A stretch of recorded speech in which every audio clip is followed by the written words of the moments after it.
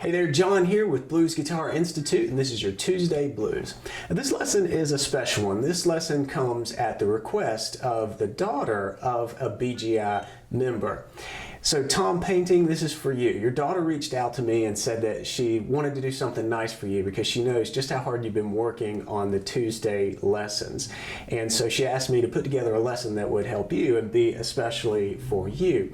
And we're going to do that. We're going to get to something that I know you're going to like, but this topic is really far-reaching, and it's going to help a lot of new finger pickers kind of gain their footing and a good foundation on the guitar. So without further ado, what we're going to talk about today is adding the melody over an alternating bass line. I'm going to give you 3 exercises that will really help build the fundamental picking that you need in your picking hand to get this down. So let's get started with exercise number 1.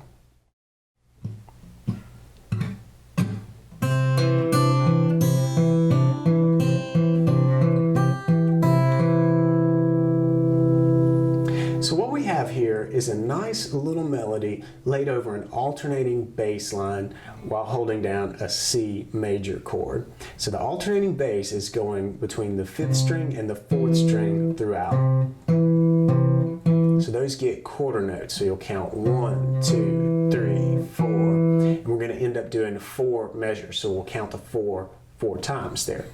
But what we want to do on top of that is add this little melody. Let's give it a listen, and I'll tell you how we're playing it.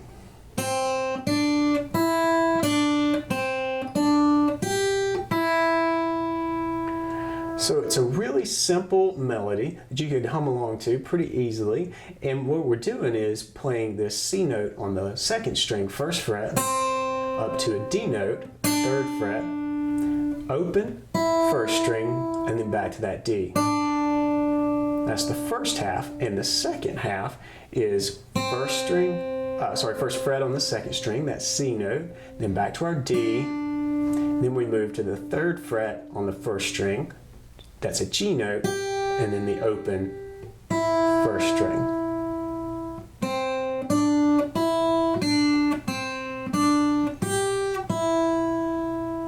And the tricky part is getting that to sync up with the bass line and doing all of this together.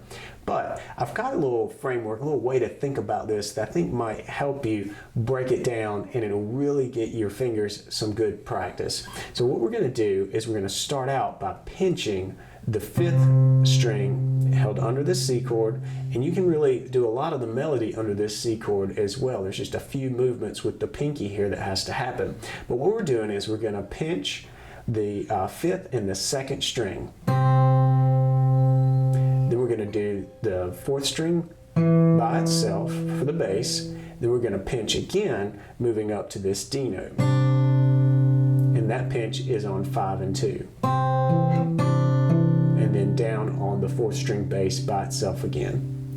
Then we're going to hit the 5th string and the open 1st string, pinch that, down on the 4th string, and then back to this D note, and we're going to pinch with the 5th string and then bass by itself. So here's this first part played slowly.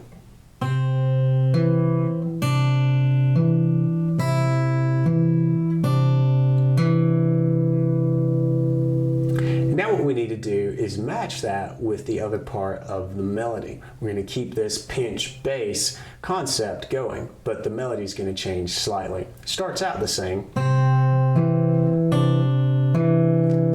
We're going to move our pinky to the 3rd fret of the 1st string and pinch, then do our 4th string bass, and then pinch the 5th and the open 1st, and then do our bass.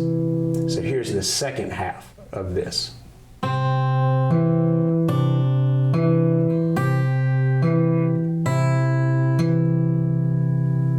And let's put these two together, and I'll play it slowly at first.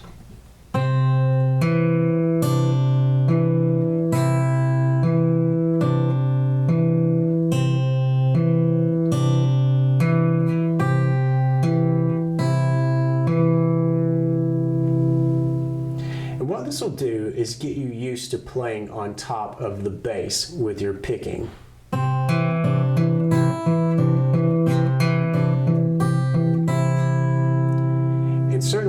to speed it up. That's the point of a lot of exercises, is to start slow and really pay attention to the very minute movements that you're doing at slow tempos, and then gradually bring up the tempo. And you'll be surprised at just how fast you can tackle these things and how much mileage you'll get out of these concepts. That's the point of exercises.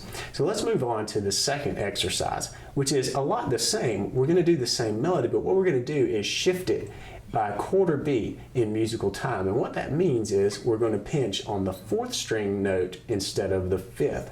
So we'll start out by playing our 5th string, then we're going to pinch 4 and 2, then go back to our 5th string bass by itself, then pinch 4 and 2 again, but this time move up to the D. Bass, pinch the open 1st string with our 4th string bass, 5th string bass, and then back to the D note on the 2nd string and the 4th string. Then bass, and that rounds it out for the first half.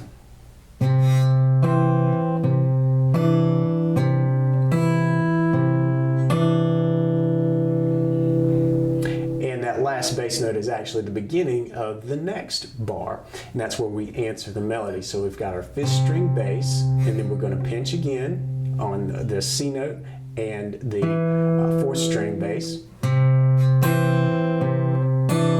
So far that's the same as the first bar. Then we're going to hit the bass, and then we're going to pinch. This time we're moving to that G note on the 3rd fret of the 1st string. Then bass, then open 1st string pinched with the 4th string bass. And that's it. That's the two pieces, the two phrases put together. So let's have a listen to this.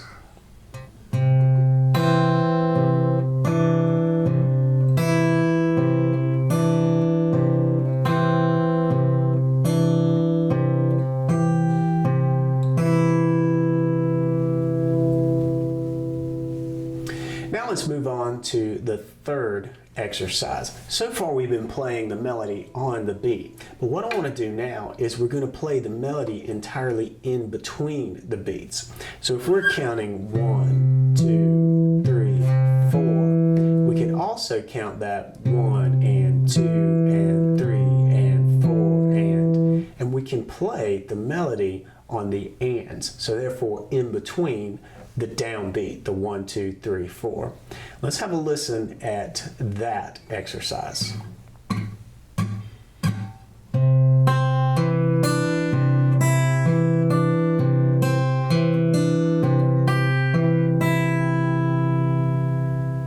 This is inherently more difficult than the first two exercises, but sticking with this will really help build some coordination in your fingers. Now all of a sudden your fingers won't be locked to what your thumb is doing, and this sort of begins to separate your fingers from your thumb, a very fundamental aspect of good finger picking. So let's go a little bit deeper into this particular exercise. Again, the alternating bass, we're going to start out on the 5th string, and then before we go to our 4th string bass, we're going to play the C note on the 2nd string, 1st fret. Then back to our bass on the 4th string, and then put your finger down on the 3rd fret of the 2nd string, or D note, and play that. So you've got 1 and 2 and. We're going to continue that pattern, but this time alter the melody a little bit different. We're going to go 5th string, open 1st, and then 4th string, D note on the 2nd string. So 1 and 2 and 3 and 4 and 1 and 2 and 3 and 4 and. And we're going to continue the melody, but the first part of this starts out the same way. So now we're going to move and do our G note, bass, open, 1 and 2 and 3 and 4 and. So let's play this entire exercise put together in one little package, and I'll play it slowly.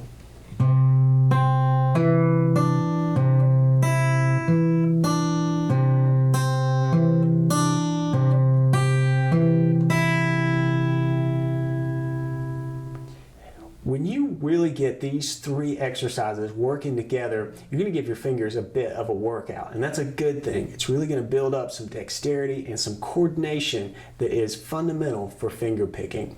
But if you want to take these exercises even further, let's strategically dedicate a picking finger to it. Now, I was playing everything using my normal style, but there's certainly times when you're playing where you are forced to go outside of your normal style. So you need to change it up and kind of keep your fingers guessing a little bit.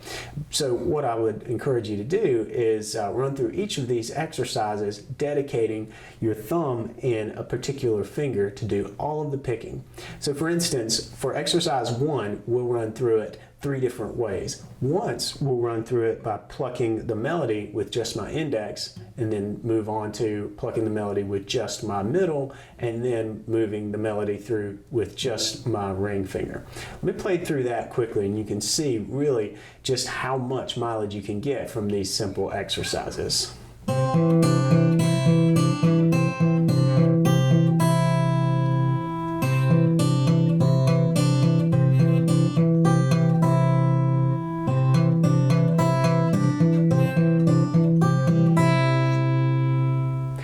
Encourage you this week to work through these 3 exercises with that strategic picking that we just covered.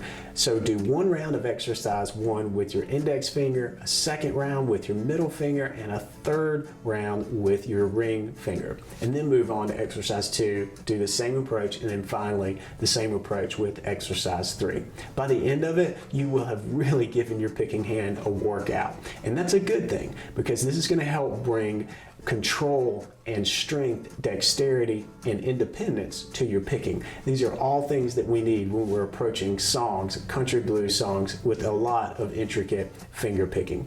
So Tom, I hope that you found this helpful, and a big thank you to your daughter for reaching out and doing such a cool thing for you. And I hope that everyone else finds these 3 exercises super useful when it comes to playing a melody over an alternating bass line. So practice through the exercises, and I'll see you next week.